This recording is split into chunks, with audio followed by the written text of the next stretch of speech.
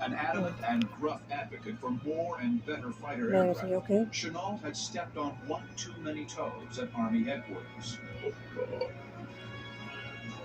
In Yeah, it's kinda like 1937, Phoenix. he was asked to resign his officer's It's been laying commission like and that all retire. day. The following day, The he Phoenix. accepted an offer from the Chinese.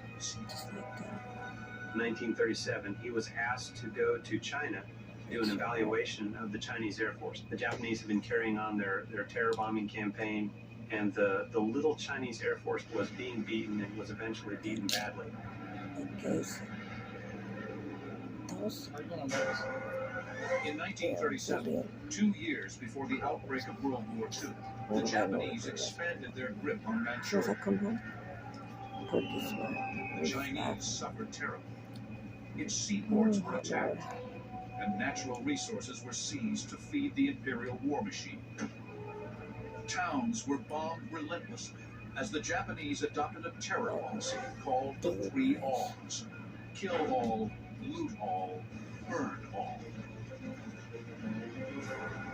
With obsolete aircraft, the Chinese Air Force was He no wanted me to match look for at the him in the efficient, eyeballs modern, and like 5 brutal minutes, like Japanese. just holding my shoulders like Claire a Chenault I need had to a just solution. The Chinese I Air could see Force in has his been eyes that he decimated, meant business. Just and it was important to keep China in the war. And the only way they could keep China in the war, they needed an instant Air Force. And the only way you're going to get an instant Air Force is to recruit professionals out of the Army, Navy, Marine Corps.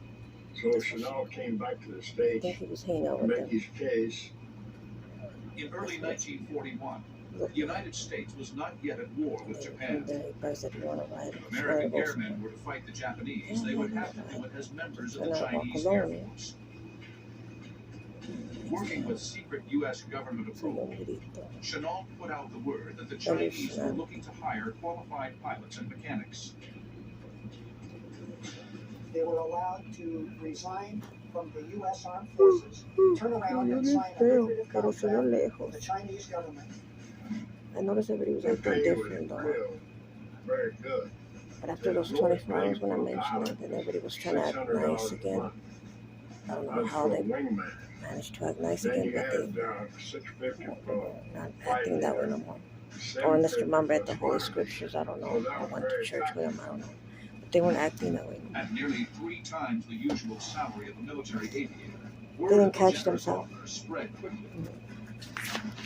It didn't What? take long What, to Phoenix? fill a roster with 99 eager pilots. Recruiters also contracted about 200 enlisted aircraft mechanics, armorers, radio operators, administrators, and even a chaplain. By July 1941, the airmen had traveled to Kidao Airfield in Burma, an airbase borrowed from the British. It was strategically located 300 miles from Lashio, the last stop of the Burma Road, the main supply route into China. The single biggest reason for the Flying Tiger's existence was to defend the Burma Road.